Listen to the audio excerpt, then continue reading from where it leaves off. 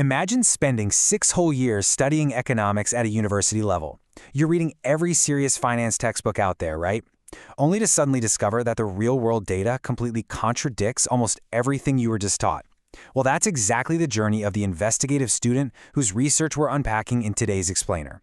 After uncovering some massive discrepancies, this former student actually went back to his most trusted economics professor and asked, point blank, if these hidden truths he was finding were real.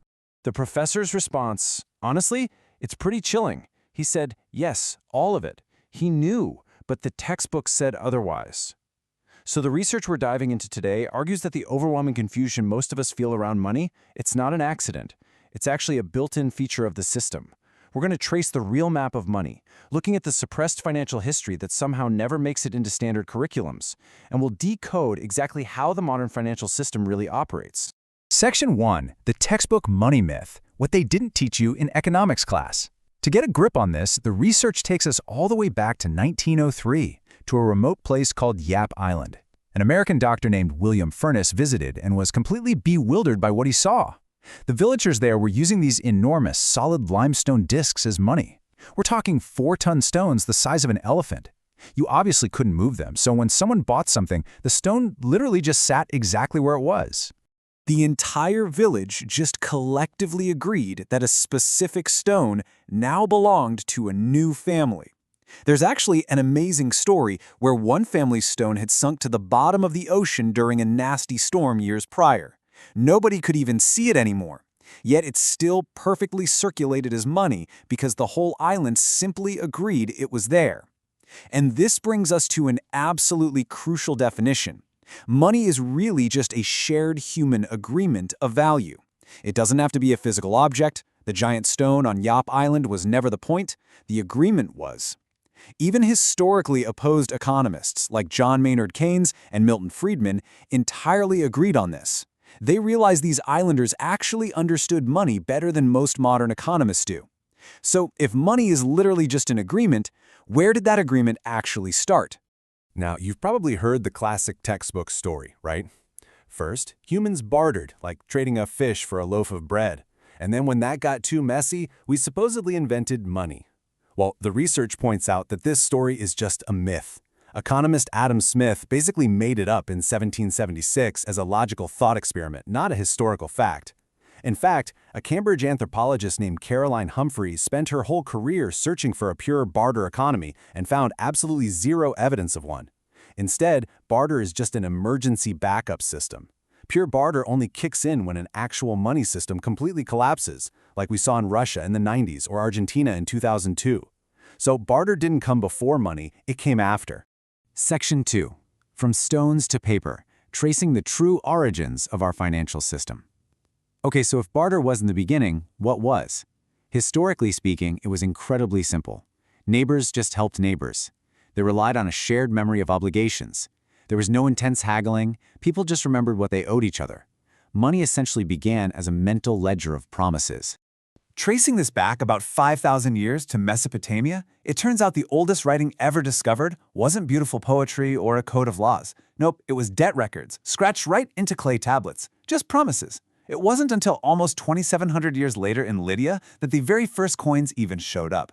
For over 2 millennia, entire civilizations ran purely on recorded promises. The promise always came first, and the physical coin was just a much later invention to keep track of it. Fast forward to about 1,000 years ago during the Song dynasty in China, and merchants were getting pretty tired of lugging around heavy iron coins. So they started leaving their iron at trusted shops and trading the paper receipts instead. Eventually, the government stepped in, took over, and created the first official paper money. And this perfectly illustrates the core problem with paper money. See, money is supposed to be a stable measuring tool. Think of it like a ruler or a minute on a clock. A minute is always exactly 60 seconds, no matter where you are. It's fixed by nature, which gives it absolute trust. But money? Money is a human agreement. And the thing about human agreements is that they can be secretly altered.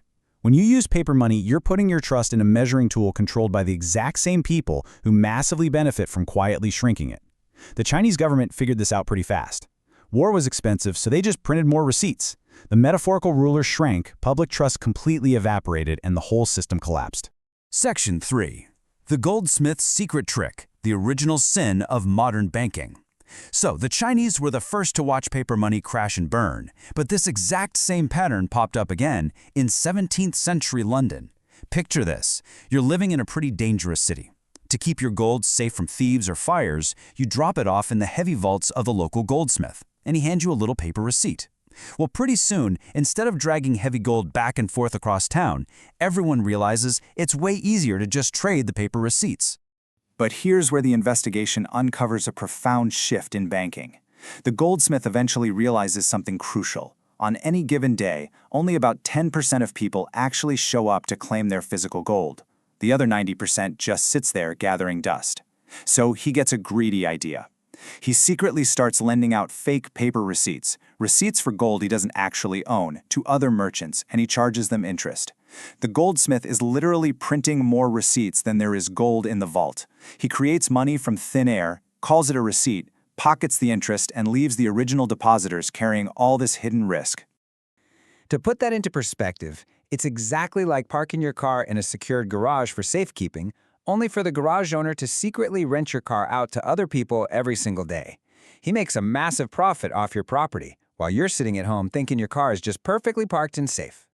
Now you'd think that when this massive fraud was finally exposed, there would be total outrage, right? They'd shut it down immediately. But the students' research highlights a really shocking twist. By 1694, King William III was absolutely desperate to fund his wars. So instead of shutting the scam down, he realized he wanted that exact power for himself. He helped found the Bank of England, basically giving a group of private merchants a royal license to issue paper money backed by nothing but the crown's promise. As the research points out, the fraud didn't end. It literally just got a crown placed right on top of it. And almost every country in the world eventually copied this, making the Bank of England the mother of all modern central banks. Section 4. The End of Gold, How the Last Anchor Was Severed. So, despite the rise of these central banks, the world still desperately wanted a hard anchor for value to keep currencies honest. By 1944, as World War II was wrapping up, the Western world got together and agreed to tie all global currencies to the US dollar, and then tie the US dollar directly to physical gold. At the time, the rate was strictly locked in at exactly $35 for 1 ounce of gold. And you know what? This physical anchor actually kept the system pretty stable for a while. But behind the scenes, America was spending heavily on wars and massive domestic programs. They were quietly printing way more paper dollars than they actually had gold in the vault to back up. Yep, the ruler was shrinking again. Countries like France started doing the math, noticed the discrepancy, and immediately demanded their physical gold back. The US vault started emptying out incredibly fast. And that brings us to a monumental, game-changing shift in financial history.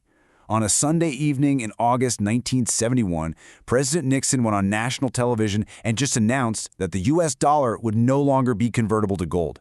Just like that, the last physical anchor was completely severed. Literally overnight, every single currency on Earth turned into a piece of paper backed by absolutely nothing but trust.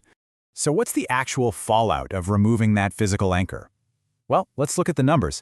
If you had a crisp $100 bill in your pocket on that exact night in 1971, today, that exact same bill retains only about $8 of its original purchasing power. That is a staggering 92% of its value just vanished into thin air, even though the number 100 printed on the paper hasn't changed one bit. Section 5. How banks create money. The digital illusion on your screen. Now, you might be thinking, well, surely we fixed the system since the 70s, right? But the research actually suggests it has only gotten stranger. Most of us assume that modern banks just take our deposits, lock them in a vault, keep a little in reserve, and lend the rest out. But the investigation reveals this is the exact same textbook myth that the student originally fell for. Today, a mind-blowing 97% of all money is purely digital. And here is the absolute kicker. According to the data, this digital money is not created by central governments. The vast majority of all modern money is actually created by private banks. Let's walk through the unpublicized step-by-step reality of how this actually works today. Step 1, you walk into a bank because you need a $10,000 loan. Step 2, you sit down and sign the loan contract. Step 3, the bank does not walk down to the vault and grab $10,000 of other people's savings.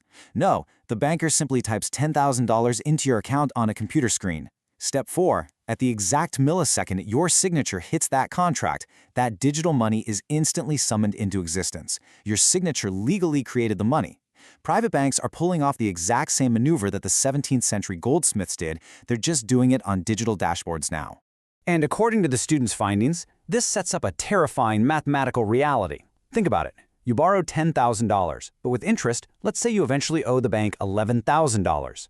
That extra $1,000 to pay the interest, it was never actually created. It doesn't exist anywhere in the financial system. The absolute only way you can find that extra money to pay off the bank is if someone else goes into a bank and borrows even more new money into existence. The research concludes that our entire modern financial system is essentially a treadmill. It requires a perpetual, endless cycle of new debt just to mathematically function. Section 6. The hidden system of inflation. Why your savings are melting. Because the system constantly requires more and more money to be created just to cover the ever-growing interest, the money supply expands incredibly fast. And this leads us to the final, eye-opening layer of this investigation. The constant melting away of your purchasing power, it's not an accident or a policy failure, it is a deliberate, engineered mechanism. The research defines inflation very specifically. It's a targeted 2% annual reduction in your purchasing power. Almost every major central bank explicitly targets this, though they like to call it price stability, which honestly sounds completely harmless on the surface, right? But when you compound a 2% loss every single year over a lifetime, it cuts the real value of your hard-earned savings roughly in half every 35 years. That metaphorical ruler we talked about, it is deliberately being shortened by policy. So you really have to ask yourself, who actually benefits from a system built this way? Well, the saver pays a massive price, as their money quietly melts away in the bank. But the borrower? The borrower benefits immensely. Think about it. Inflation is amazing for borrowers because you borrow money today when it's strong, and you pay it back decades later when the money's incredibly weak, which means your debt is quietly shrinking. And who just happens to be the biggest borrower on planet Earth? Governments. Their debts are so astronomically huge that they could never ever be realistically paid back through taxes alone. Instead, as the investigation notes, governments just quietly inflate the debt away over decades. Which leaves us with one final, haunting realization, raised by this entire investigation. If the everyday saver pays the price, and the massive borrower, namely the government, gets the benefit, is this a flaw in our financial setup, or is this exactly the system working exactly as intended? Thank you so much for joining me on this explainer. I really hope this deep dive into the true map of money gave you a fascinating new perspective and leaves you eager to keep questioning and investigating the hidden systems all around us.